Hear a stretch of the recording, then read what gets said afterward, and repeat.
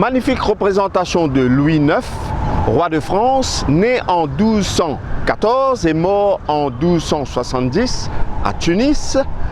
Il a régné de 1226 jusqu'à sa mort.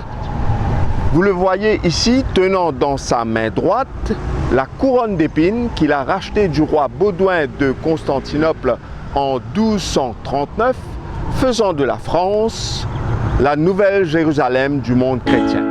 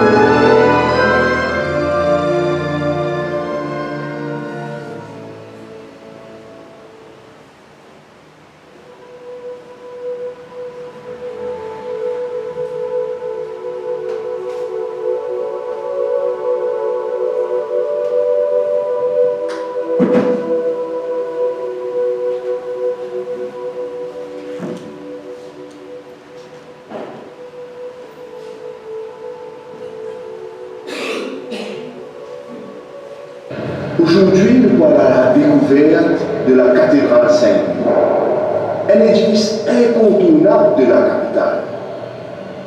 Si ça l'église-là ici existait depuis 1933, ces histoires remontent au début du peuplement en 1722.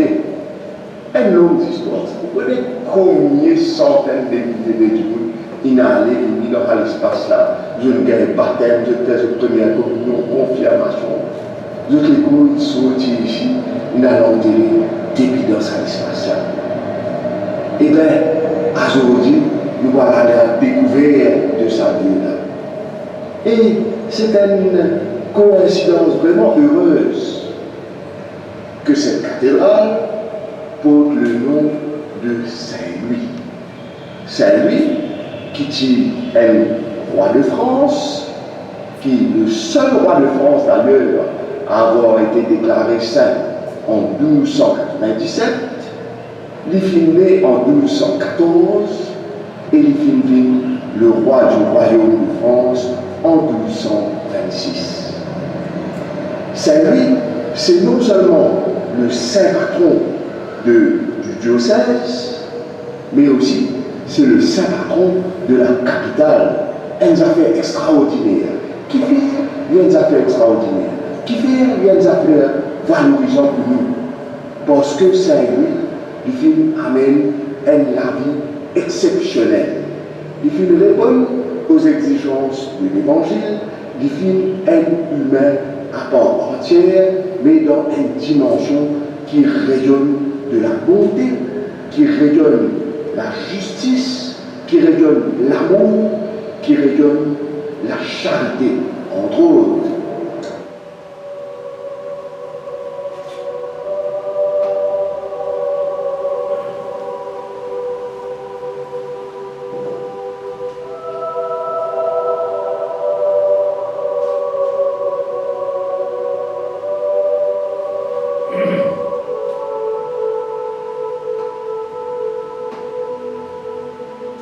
La cathédrale, c'est même l'église plus importante d'un diocèse parce que c'est l'église de l'évêque du diocèse. Un diocèse, c'est l'Église catholique universelle d'un territoire. Quand le pape François y est élu, il choisit plutôt le titre d'évêque de Rome que pontife romain pour bien montrer l'importance des successeurs des apôtres que sont les évêques.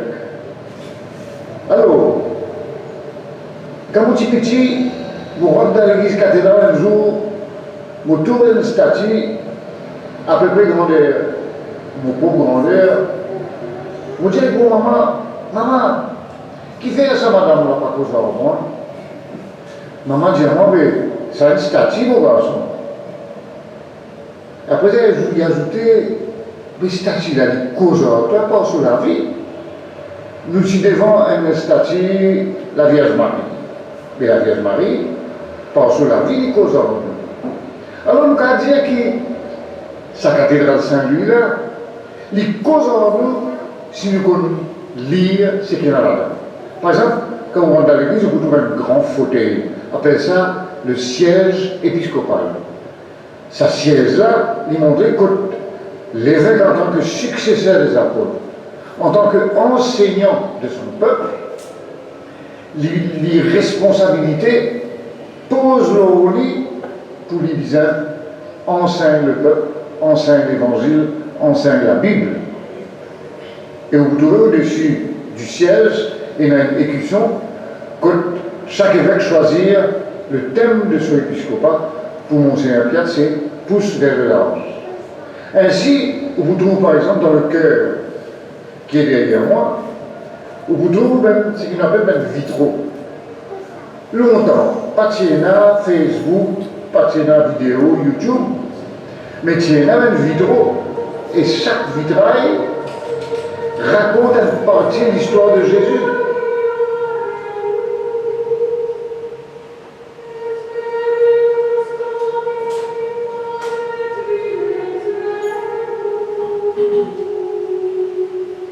Je vous souhaite la bienvenue dans cette salle d'œuvre de la cathédrale Saint-Louis, récemment aménagée. Récemment, ça fait déjà 2 ans.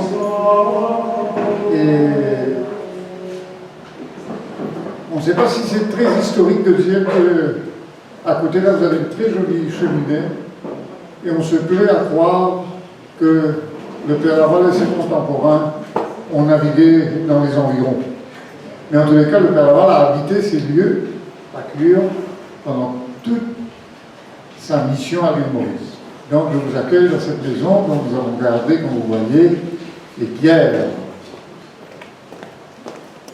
Je suis très heureux de vous accueillir et allons dire pour clôturer un mois de célébration de la fête de la Saint-Louis en 2020 et un peu provoqué par mes paroissiens, nous avons décidé paroissiens et l'EAP, équipe d'animation pastorale, ils sont présents, pas tous malheureusement, mais beaucoup, et les membres de la fabrique qui sont présents aussi, et les membres du personnel de la cathédrale qui sont présents.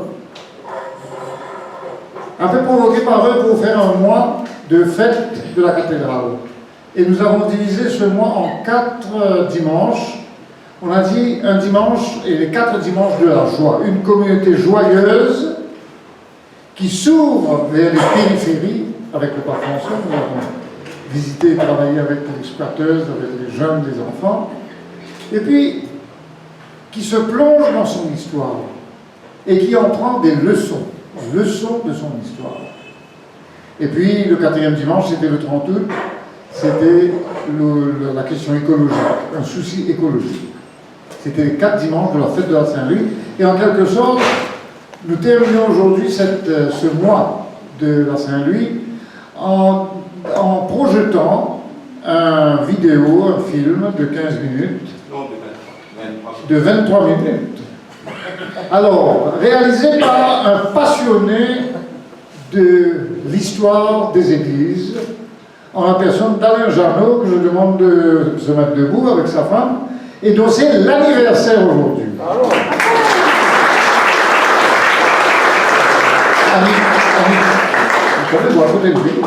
Voilà. Alain est un passionné d'histoire. Il est steward des Mauritius. Est-ce que tu es toujours? Non. Ouais. Toi, tu es steward maintenant, toujours. Alors, avec tous les problèmes que vous connaissez, durant ses séjours dans les différents pays, Alain faisait toujours des vidéos sur différentes églises, pas seulement catholiques, aussi des temples.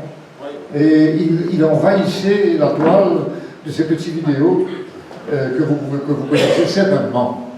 Alors, last but not least, parmi ses réalisations, il a fait donc avec Candy Mangra, qui est un passionné de photographie. Candy, tu peux venir, s'il te plaît? Candy, qui travaille à la LBC et qui est un passionné. Et je peux vous dire, ils ont travaillé avec tout leur cœur pour réaliser ce petit film sur la cathédrale. Et je suis d'autant plus heureux que dans la fête de la cathédrale, nous avons voulu aider les personnes à connaître et aimer l'histoire de leur église. On peut dire qu'à l'île Maurice, on n'est pas très attentif à l'histoire. Et nous avons appelé notre dimanche les leçons de l'histoire. Qu'est-ce que l'histoire nous apprend? Alors, je suis heureux de saluer, bien sûr, la présence du cardinal Piat. Je suis heureux de saluer aussi la présence de Alain Romain, qui vient d'écrire un livre sur l'abbé Mazuy, qui, Alain, était un de mes prédécesseurs comme curé. Il a été curé de la cathédrale, abbé Mazuy. Oui, pas curé, vicaire. Et des vicaires, bon. Alors, en tous les cas, Alain Romain, des passionnés de l'histoire aussi, comme Julien Romain. Je salue toute la famille d'Alain Janot. Je comprends que quand il bouge, toute la famille bouge avec lui. C'est formidable. Je salue la présence de Monique Dinan et Pierre. Figurez-vous, Monseigneur, je ne sais pas si tu te rappelles, demain, c'est l'anniversaire de la mort de Monseigneur Nagapel. Et Monique Dinan va nous raconter un petit quelque chose qu'elle a vécu avec Monseigneur Nagapel. Tu veux venir, Monique? Vraiment, on ne peut pas parler de l'histoire de Maurice sans se référer à tous les livres de Monseigneur Lagapelle. Et nous avons été, et lui et moi, de très proches collaborateurs. Parce que quand je vais prendre la responsabilité de la vie catholique, en 1976, comme j'ai déjà 4 jeunes enfants à la maison, il va m'aider et je peux rentrer chez moi vers 2 heures et lui il termine le travail et on termine le journal le jeudi après-midi. Et voici qu'il y a l'incendie du Mauricien et on accuse Cheikh Hossein. Et voici qu'il écrit un article, comme tous les autres journaux qui vont écrire des articles, alors que l'affaire devient tout de suite sous budget. Et me voici, moi, comme je suis responsable du journal et que je signe le journal, accusé d'avoir fait un breach of, je ne connais pas trop le terme, justice, et obligé d'aller en cours 3 ou 4 fois, traité un peu comme un coupable. Et voici que la décision finale il faut passer en cours, arriver en cours, et là, le juge va décider quelle pénalité que nous allons avoir à payer. Et je vois Amédée qui arrive et qui dit à Pierre, et voilà, ça va se passer demain, et je vais aller le présenter. Et voici que le soir, j'accouche de ma dernière fille. On dirait qu'ils avaient organisé tout le procès en sachant que j'allais bientôt accoucher, et me voici accouchant, et Amédée allant représenter le journal en cours, et ayant, comme nous sommes tous foutifs, nous avons tous les journaux ont eu à payer une amende de 35 000 €. Mais ça montre un petit peu la grande collaboration qui a existé entre Amédée et moi. Et est-ce une coïncidence quand ma fille, dont j'ai accouché, attend son enfant, et je vais la voir, son bébé est né, c'était demain c'est l'anniversaire, et quelqu'un nous voit à la clinique et nous dit, vous êtes sûrement venu voir Monseigneur Lagapelle. Et là, je savais que M. Lagapelle était malade, mais je ne savais pas qu'il était mourant. Et nous avons été les seuls à assister, à être à ses côtés quand il a reçu l'extrême-onction. Donc, entre moi accouchant de ma fille et mon petit enfant qui naît, ça en fait deux dates qui sont très proches dans ma mémoire, et c'est un merci que je dis à Médéna Gapen, qui a été un très grand historien et aussi un très grand ami. La première chose qui me vient en tête, c'est le mot merci. Aujourd'hui, je fête mes 55 ans. Je dis merci pour ma naissance, merci à ma maman, merci à mon papa, merci à tous ceux qui ont cheminé avec moi.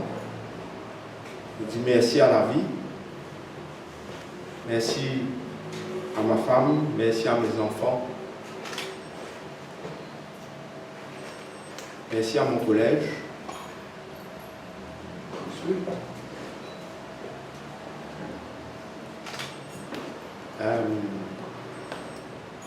Je vous dis merci, vous aussi. Et c'est une humble contribution. Hein. Sans Candy, on n'aurait pas pu mettre ça en image. Et voilà, je vous remercie. Alain, ainsi que ceux qui ont collaboré avec lui, d'avoir pris le temps de raconter cette histoire visuellement. Je me souviens qu'on vient à la peine, je m'en parlais de lui tout à l'heure, et à l'époque du 150e anniversaire du diocèse de Bordeaux, c'était en 1997, on avait célébré, et bien sûr, c'était mon mentor pour pouvoir faire cette célébration, parce que sans lui, j'aurais été incapable. Et il nous disait toujours, il faut relire l'histoire. Relire l'histoire pour en découvrir les ombres, les cimes qui ont été vécues et les lumières. Parce que nous continuons ce chemin, on veut être de plus en plus un chemin de lumière, mais qui garde ses ombres aussi, malheureusement. Mais enfin, c'est notre condition. Alors c'est bon de voir un peu d'où on vient pour chercher à mieux viser où on veut aller. Et dans cette histoire qu'il nous a racontée, dans le film, j'ai bien aimé justement la dimension historique, c'est remonté jusqu'au tout début. Et on a vu les différentes péripéties qui ont conduit à la cathédrale qui est là, comme quoi un bâtiment n'est pas simplement statique, hein, il bouge, il a une vie, il développe. Et puis il y avait des dimensions aussi de l'espace. Il s'est promené partout dans la cathédrale pour nous montrer les différents aspects de l'église actuelle. Et dans cette promenade, si je puis dire, dans l'espace, il y a deux figures, il me semble, qui sont très importantes. Celle de Saint-Louis, que Alain a beaucoup commenté. C'est vrai, c'est pas pour rien qu'il est dédié à Saint-Louis. C'est un modèle d'un chrétien dans la vie, hein, dans la vie politique en particulier. Dans la vie familiale aussi, Saint-Louis était un grand père de famille également. Et puis, moi j'ai été très content de pouvoir collaborer avec Jean-Maurice pour avoir donné une visibilité à la cathédrale, une visibilité au Père Laval à la cathédrale. Très heureux de faire ça. Parce que quand on parle de Père Laval, tout le monde connaît Sainte-Croix seulement. Beaucoup de personnes croient qu'il a passé sa vie là-bas. C'est pas vrai, il a passé sa vie ici. Il a passé sa vie ici, il faut pas oublier ça. Et il y avait très peu de choses, sauf une petite plaque de croix au haut de la porte d'entrée de la cathédrale qui indique qu'il a vécu ici. Et donc, on est très heureux d'avoir ce petit hôtel, ce lieu de culte, de prière, où on a la réplique, comme Alain dit, la réplique de la croix, sous laquelle il a été photographié. Et ce buste, qui a une belle histoire. Vous connaissez l'histoire du buste? Le buste qu'on a montré. C'est une belle histoire. Ça vient des migrants mauriciens à Rome. Quand je vais à Rome, je rencontre toujours une petite association de Mauriciens qui résident dans Rome et les environs. On célèbre une messe ensemble, il y a un petit get-together, on se rencontre. Alors, je fais ça pendant longtemps et je suis arrivé à les connaître assez bien. Et puis dedans, il y a une dame qui était un petit peu la maîtresse femme, la leader du groupe, et qui un jour me dit: Monseigneur, il faut mettre un buste du Père Laval dans une église à Rome. Dites-moi dans quelle église on peut aller.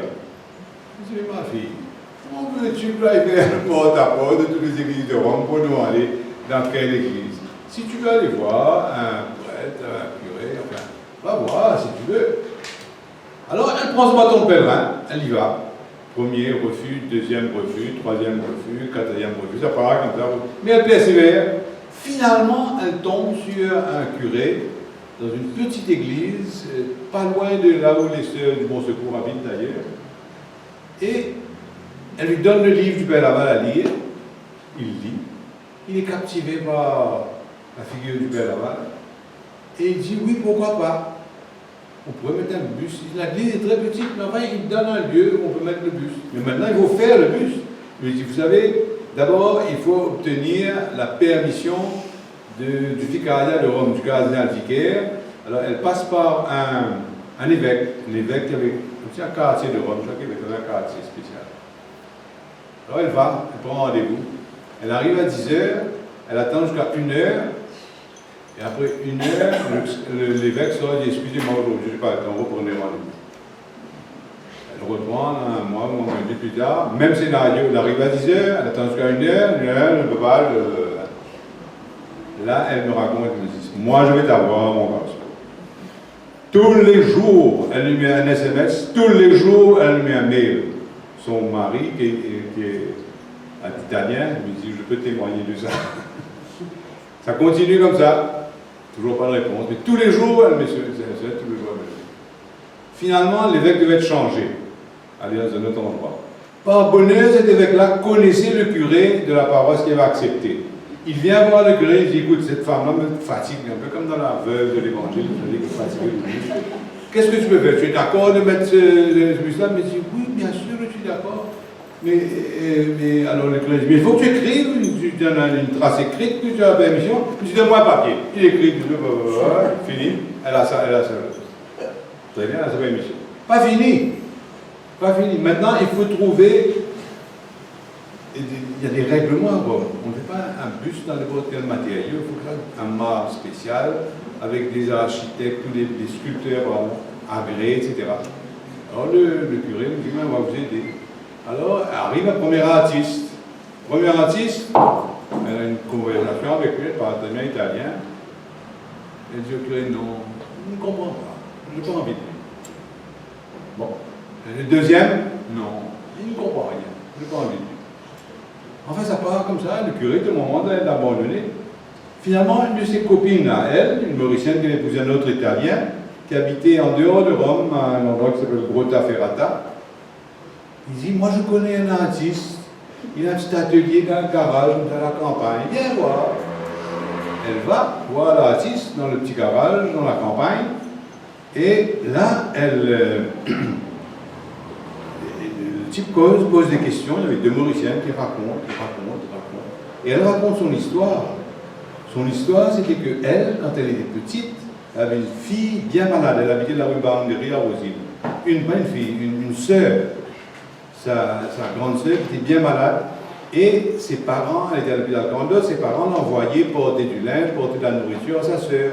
À un moment donné, elle en avait assez, elle était en colère tout le temps, il faut porter une sœur sur la sœur, et moi, etc. Et tous les ans, son papa et sa maman la forçaient à marcher de la rue Baranderie jusqu'à Père-Laval pour demander la guérison de sa sœur. Ça aussi, elle n'était pas contente, mais finalement, sa sœur a été guérie.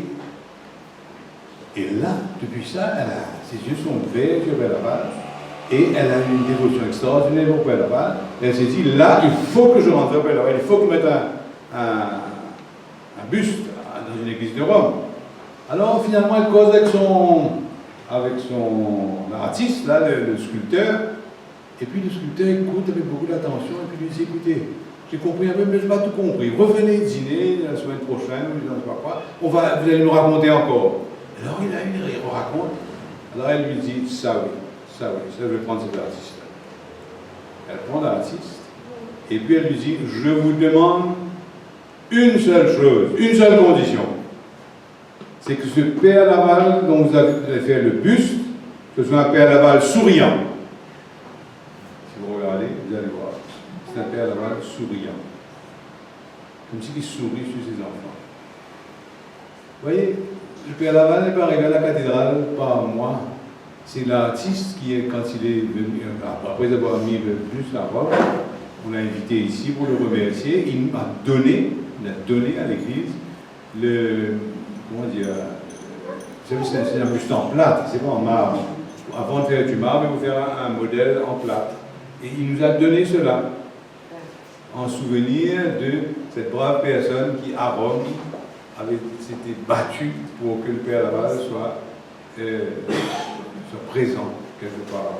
Et maintenant, cette église de Rome, le curé est très très sympathique. C'est là que les Mauriciens se rencontrent pour célébrer la messe. Et comme il y a une grande cour, en bas, c'est là qu'ils font leur réception, etc. Voilà pour vous dire, le père Laval de l'île Maurice touche Rome, touche des personnes. Hein.